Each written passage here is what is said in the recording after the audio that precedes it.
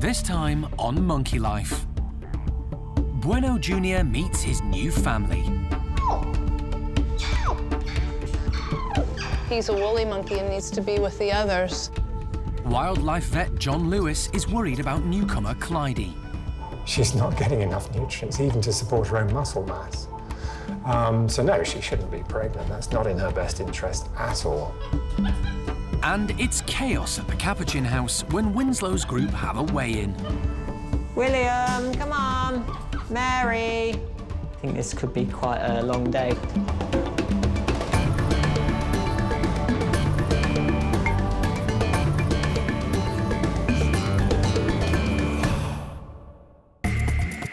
Monkey World in Dorset is the largest sanctuary of its kind on the planet. The team, led by Dr. Alison Cronin, rescues and rehabilitates abused and unwanted primates from all over the world. Really pleased he's made the journey really well. The park provides a home for more than 240 monkeys and apes. Its aim is to give them as happy and natural a life as possible.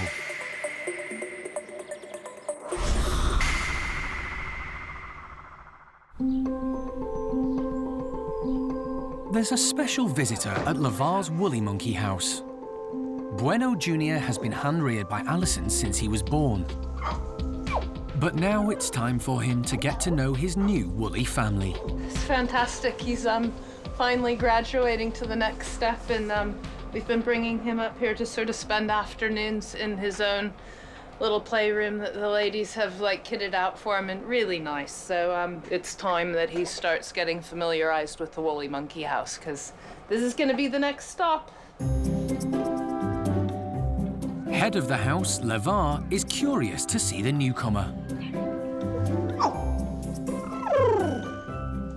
It's okay. No, I'm not going to put you up there with them now. Bueno Junior was born by caesarean section, but was immediately rejected by his mother Sarah, who was shocked to find him clinging to her when she came round from the anaesthetic.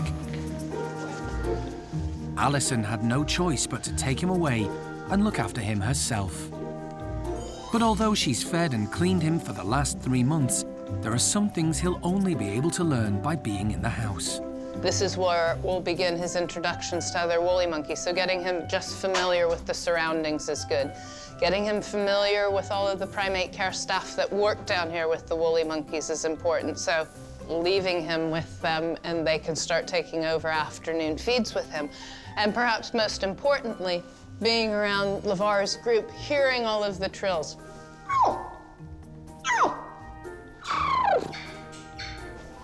He's a woolly monkey and needs to be with the others. So everything that we do, from how we feed him to what the daily activity is based upon our minds thinking in a couple of months ahead of time when he's going to be rejoining the group. Woolly monkeys are incredibly agile. They come from the Amazon basin in South America, where they live high in the treetops. Their prehensile tails act as a fifth limb, and they use them to hang from branches.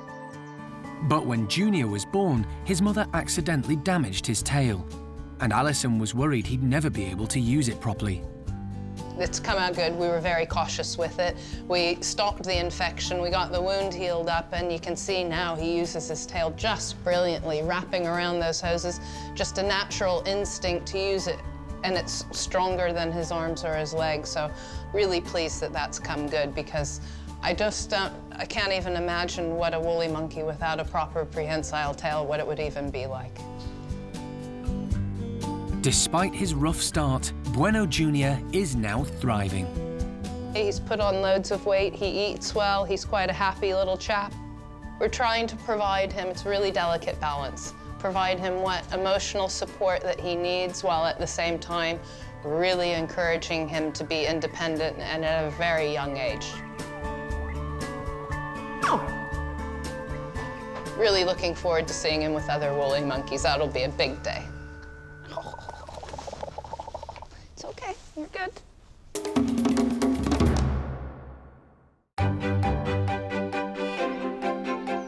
Tuan's orangutans are a fairly sedate group.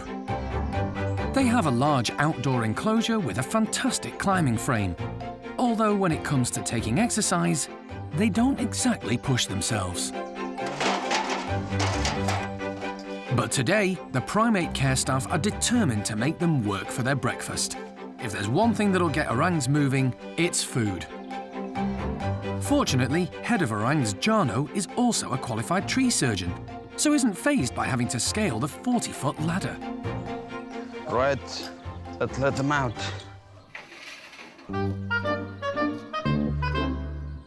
Lucky, who's quite nimble compared to the others, spots the fruit first.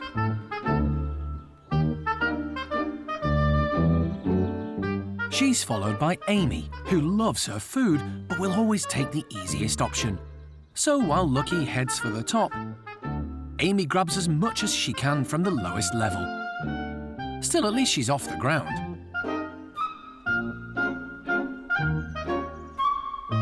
Leader of the group, Tuan, decides it's worth the climb, although maybe not to the top. Roro has already got her pickings and is heading to the ground to enjoy them in peace.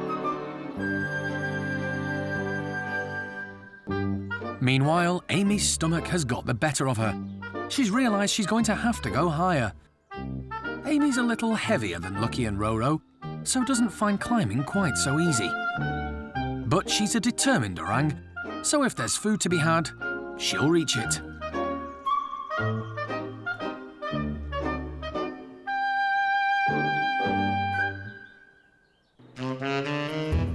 With renewed energy from breakfast, Roro wants to know if any of the others are up for a low-level play session. There's no sign of Lucky or Amy, but Tuan, who's always keen to please his ladies, heads over. He has a soft spot for Roro, and she enjoys the attention.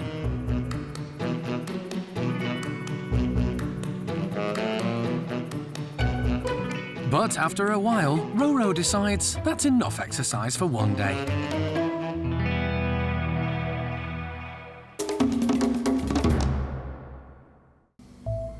At the park's hospital, wildlife vet John Lewis has been called in to examine Charlie and Clydie. The two marmosets arrived at the park yesterday, having been rescued from a house in Liverpool. Alison is concerned about their health, as they're worryingly underweight and malnourished. We'll be looking for John to confirm their overall bodily condition, so whether they're scrawny or not, because they look scrawny to us. And also check their mouths, are their teeth good and solid? And for a marmoset, the biggest thing that we encounter is nutritional bone disease. And that's simply down to giving them an inappropriate diet in captivity. Clydie is the first to be put under anaesthetic. This is risky with any animal, but John is particularly worried about Clydie, as she's pregnant, and the stress could cause her to miscarry. A real bag of bones. Oh, very skinny. Yeah. That's not nice. She's, John's words were perfect, bag of bones. She's just a bag of bones. There's nothing to her. Her condition's a real issue. John examines her swollen stomach and then has a quick look over the rest of her body. The femurs don't look too bad. The tibias are a bit wonky. Skin's covered in that sort of greasy rubbish that's probably everywhere in her. You can feel every single vertebra in the backbone there. It's like I say, a bag of bones. She's got very little muscle. Ooh, yeah. The team have noticed that Clydie has a problem eating, so John wants to check out her jaw. It's awfully wobbly. She's got a broken jaw, a maxilla. You see, there's movement there relative to the incisors. There, But her whole jaw is broken. well, the maxilla's broken here, isn't it, between the canine and that upper incisor too. Clydie's poor bone density brought on by her bad diet may well have contributed towards the fracture. If you have very poorly mineralized bones, they're not very strong. And I would imagine that by correcting the diet over the next couple of months, that might just stabilize. In the UK, marmosets need to be fed a specific diet to make up for the lack of sunshine in this country. One of the most important supplements is vitamin D3, which is known as the sunshine vitamin. Sadly, many pet owners don't realise this. With Clydie being pregnant, the team don't want to take any chances, so decide to leave any surgery until she's in better health. I mean, there's no way she should be pregnant because she is in such poor condition. She will suffer as a result of the pregnancy because the nutrients necessary for the fetus are drained out of the mother's body. She's not getting enough nutrients, even to support her own muscle mass. So no, she shouldn't be pregnant. That's not in her best interest at all. And it's more likely to cause her further health problems. So the best thing with her would be not to put her in a position to get pregnant until she was fit and healthy. But she is pregnant. So we're going to have to beef her up nutritionally and try and support that pregnancy. So, one down, one to go. Get it back into the cage. Get the door for me, please. Thank you. But John fears Charlie may be in an even worse state than Clydie.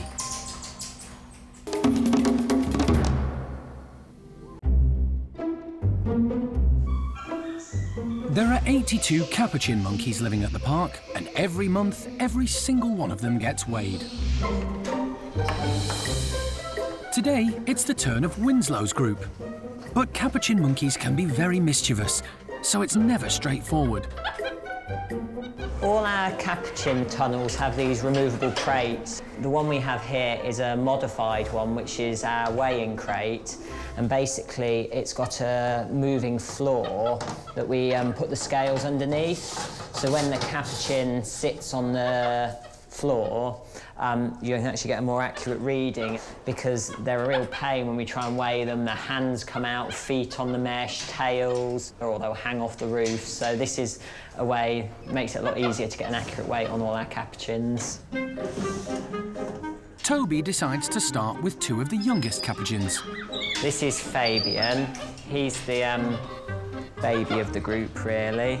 He's a bit hyperactive, so it's getting him to sit still on the scales. Really, the trick in weighing them is to keep them still and keep their hands busy. You give them a couple of bits of food, and generally they'll let go of the mesh for a... He's actually quite a good weight for him. He's one of the smallest members of the group, and because he's quite low ranking, he's sort of been on extra food for a bit, but his weight's looking really good at the moment. Next, it's Donnie's turn, but Fabian doesn't want to leave. This is where it goes wrong sometimes, is you end up with two capuchins on the scales at the same time. Will you go down there for a minute, Fabes? Donnie is actually our biggest capuchin at the moment. He's the heavyweight of the group. But Fabian isn't happy with all the attention Donnie's getting and manages to climb back on the scales. Fabian, this is the fun of weighing capuchins. They're very cheeky, very intelligent. They can open the slides themselves, and they'll flick their tails out and grab stuff, and they can just be very stubborn. Toby decides to try another tactic and goes outside to encourage Fabian to move. That's the wrong one. That's Donnie. The naughty duo finally play ball, leaving the way clear for the rest of the group to get a look in. Because the capuchins live in large groups at the park, it's important to monitor their weight to make sure they're getting their share of the food. Or in some cases, to make sure they're not eating too much. So here we have Erico and Franco, who are the two that enjoy being weighed more than anyone else, I think. And Franco particularly is very fond of his food. He's a bit of a crybaby sometimes. 4.52 kilos, which again is about a normal weight for Franco, really. Winslow, you gonna come in? Winslow is the leader of the group, and it's his turn next. But Franco is still sitting on the scales. Frankie, and you're just gonna sit in there with him. Winslow, in you come. This is Winslow. He's quite grumpy. He likes to give you a bit of attitude. He likes to put Franco in his place. Franco's his little brother. Hello, Lucy. Good girl. Come on, Onslow. Elvira. Come, Vera. Elvira. Come on. Let's come and have this. Norman, are you coming? Got 8 left away.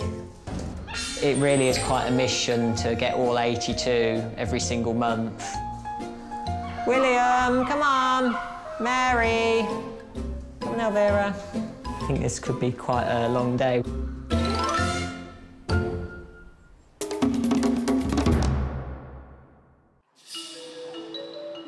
Capuchins aren't the only primates to have a pecking order. Chimpanzees have a strict hierarchy too, and each of the 4 groups at the park has a strong leader who commands respect. Butch, Sally, Paddy, and Hananya. But just occasionally, there can be dissent among the ranks.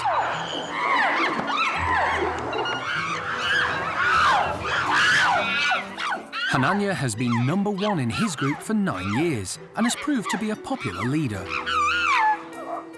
He took over when he was just 12 years old from a chimp called Rodney, who was deposed after the rest of the group turned on him.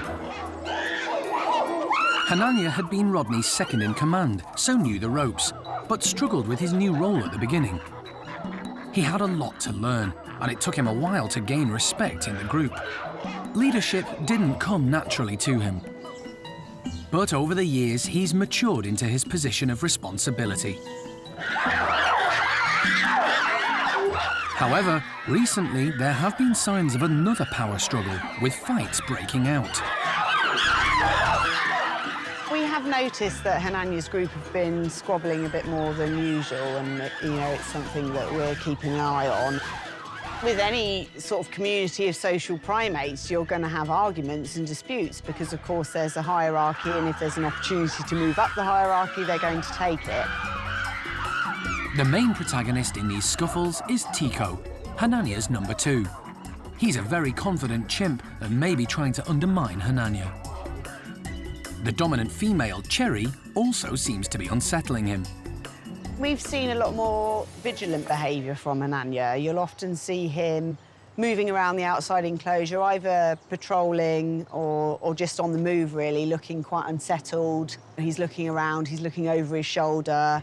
I certainly think he's very aware of where Tikko is and what Tikko's doing, and the same would go for Cherry. So then if there's ever a time when Tikko and Cherry are having some time together, that can unsettle Hananya quite a bit. Certainly Tikko is pretty sneaky. He's always had that reputation. As a leader, it's Hananya's job to discipline members of the group if they're out of line. He regularly displays to show them that he's big and strong. But recently, he's been putting Tikko in his place more than usual. And this could be a sign that he's feeling insecure and doesn't want to be messed with. We have seen Hananya using Tikko in his displays a bit more. That is a development, and I guess for him it makes perfect sense. If you can discipline your second in command, then you can discipline anyone. The fights, when they happen, they're scary, and they're something that we need to monitor. Dynamics and hierarchies within chimp communities do and can change. I don't know what the future's going to hold for this group, but at the moment, Hananya's got that top spot and he's holding on to it.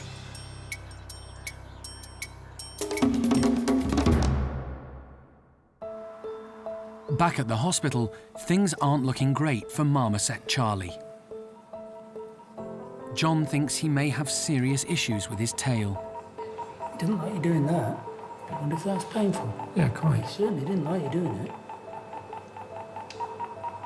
Like Clydie, Charlie has nutritional bone disease brought on by his poor diet when he was kept as a pet. An X-ray confirms John's fears. And then here we can't even see In the end of the bones. tail, there's nothing. Well, you can see the fragments, Yeah, the sort of little shadows, tiny the bits. ghosts of bones there, but that's all.